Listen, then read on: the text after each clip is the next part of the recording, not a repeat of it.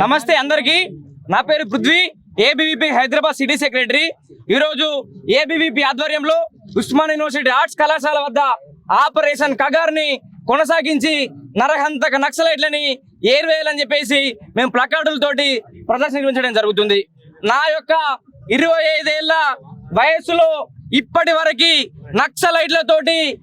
నక్సలైట్ల వల్ల నాకు గాని నా కుటుంబానికి గాని ఒరిగిందంటూ ఏమీ లేదు. కానీ నేను ఈరోజు ఈ దేశంలో స్వేచ్ఛగా గాలి పీల్చుకుంటున్నా, అన్నం తింటున్నా, చదువుకుంటున్నా అంటే దానికి కారణం భారత సైనికులు.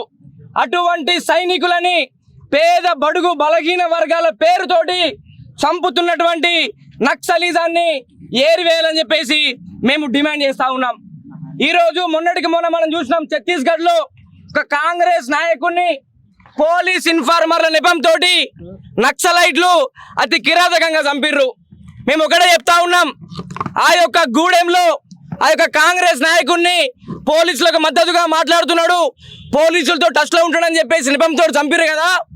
ఈ యూనివర్సిటీలో కొంతమంది ప్రొఫెసర్లు బాహాటంగా నక్సలైట్లకు మద్దతుగా మాట్లాడుతుంటే వీళ్ళని మావోయిస్టుల నెపంతో ఎన్కౌంటర్ చేయాలని చెప్పేసి మేము డిమాండ్ చేస్తా ఉన్నాం. మొన్నటికి మొన్న మంత్రి సీతక్క వాళ్ళ యొక్క భర్త వర్ధంతి సభకి వెళ్ళి నీ యొక్క అడుగు జాడల్లో నడుస్తా అని చెప్పేసి ఆ యొక్క ప్రోగ్రాంలో మాట్లాడడం జరిగింది. ఆయన యొక్క అడుగు జాడలంటే ఏంది? సైనికులను చంపడం. ఆయన యొక్క అడుగు జాడలంటే ఏంది? సిఆర్పిఎఫ్ జవాన్లను చంపడం. ఆయన యొక్క అడుగు జాడలంటే ఏంది? గ్రేహౌండ్ పోలీసులను చంపడం. ఆయన యొక్క అడుగు జాడలంటే ఏంది? డిఆర్జీ పోలీసులను చంపడం. అదే మంత్రి సీతక్క మావోయిస్టులు పెట్టినటువంటి మైన్ పేలి బాంబు పేలి 3 కానిస్టేబుల్స్ సిఆర్పిఎఫ్ కానిస్టేబుల్స్ చనిపోతే సీతక్క వచ్చి వాళ్ళకి అంజలి ఘటిస్తుంది. అంటే సీతక్కకి మతి భ్రమించిందా?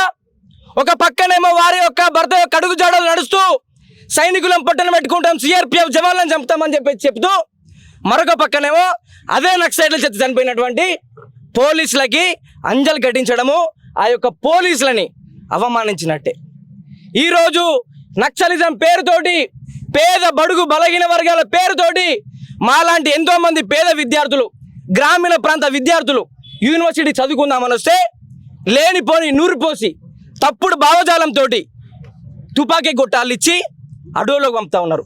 కానీ ఇక్కడ ఉన్నటువంటి అర్బన్ నక్సలైట్లు ప్రొఫెసర్లు వాళ్ళ యొక్క కొడుకులు బిడ్డలు మాత్రం అమెరికాలో అక్కడిక్కడ ఏసీ క్యాంపస్లలో చదువుకుంటూ మాలాంటి పేద బిడ్డలు మాత్రం ఈరోజు గ్రేహౌండ్లో శవాలుగా మారాలి.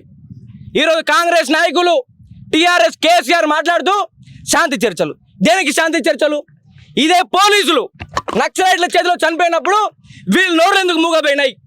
వీళ్ళెందుకు శాంతి చర్చల కోసం పిలవలేరు? వాళ్ళు కూడా మన దేశ బిడ్డలే కదా.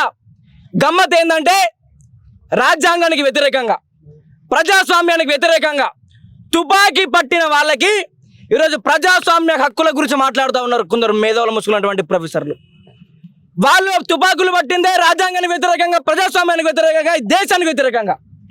అటువంటి వ్యక్తులకి ఈరోజు ప్రజాస్వామ్య హక్కులంటూ కళ్ళుబొల్లి కబర్లు చెప్తూ ఈరోజు వాళ్ళని ఏదైతే రక్షించేటువంటి కుట్ర జరుగుతూ ఉంది. మనం చూస్తూ ఉన్నాం, వెనక ఆర్ట్స్ కాలేజ్ ఉంది. ఆ యొక్క ఆర్ట్స్ కాలేజీలో శాంతి చర్చలకు పిలవాలని చెప్పేసి సెమినార్ పెడతా ఉన్నారు. సిగ్గుందా మీకు?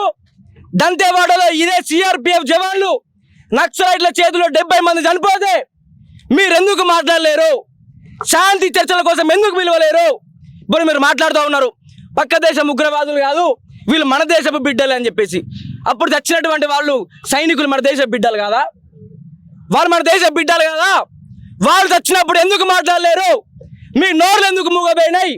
ఇప్పుడు నక్సలైట్ల యొక్క మనుగడ ప్రశ్నార్థకంగా మారింది కాబట్టి ఈరోజు శాంతి చర్చలు అనేటువంటి ఒక బూటకంతో మళ్ళీ వాళ్ళు రిక్రూట్ చేసుకొని కొన్ని రోజులు సైలెంట్గా ఉండి మళ్ళీ రిక్రూట్ చేసుకొని ఇట్టనే మళ్ళీ మన యొక్క పోలీసులు, మా కుటుంబాల్లో కూడా పోలీసులు ఉన్నారు, మా కుటుంబాల్లో కూడా సైనికులు ఉన్నారు, మా కుటుంబాల్లో కూడా దేశం కోసం పనిచేసే వాళ్ళు ఉన్నారు. వాళ్ళందరికీ మేము అందరం సెల్యూట్ చేస్తూ ఉన్నాం, వాళ్ళందరి యొక్క పాదాభివందనం చేస్తూ ఉన్నాం. కానీ వారిని పొట్టన పెట్టుకున్నటువంటి నక్సలైట్లు ఈ దేశంలో నివసించే హక్కు లేదు, ఈ దేశం యొక్క గాలి పీల్చే హక్కు లేదు, ఈ దేశం యొక్క ప్రజాస్వామ్యాన్ని కించపరిచినటువంటి నక్సలైట్లకి, ఈ రాజ్యాంగాన్ని తూట్లు పరిచినటువంటి నక్సలైట్లకి ఈ ప్రభుత్వానికి వ్యతిరేకంగా పనిచేసిన నక్సలైట్లకి ఈ భారతదేశం యొక్క గాలి పీల్చేటువంటి, ఈ భారతదేశం యొక్క తిండి తినేటువంటి, ఈ భారతదేశంలో ఉండేటువంటి నైతిక హక్కు లేదు.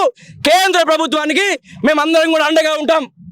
ఆపరేషన్ కగారా ఇంకోట ఏదైనా పేరు పెట్టండి, కానీ అడవులో ఉన్నటువంటి నక్సలైట్లను ఏరివేయండి. ఈ దేశంలో శాంతి నెలకొల్పండి. ఇంకా మా యొక్క సోదరులని భారత ఆర్మీ, సిఆర్పిఎఫ్, డిఆర్జీ, ఈ గ్రేహౌండ్స్ పోలీసులని పోగొట్టుకున్నటువంటి ఓపిక, ధైర్యం మాకు లేదు.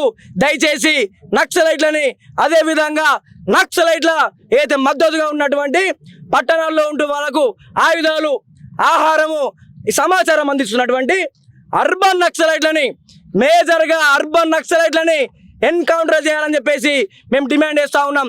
ఇన్ఫార్మర్ల నెపంతో, పోలీస్ ఇన్ఫార్మర్ నెపంతో అమాయక గిరిజన యువకులను చంపినప్పుడు బాహాటంగా బహిరంగంగా నక్సలైట్లకు మద్దతు తెలుపుతున్నటువంటి ప్రొఫెసర్లని ఎందుకు చంపరు?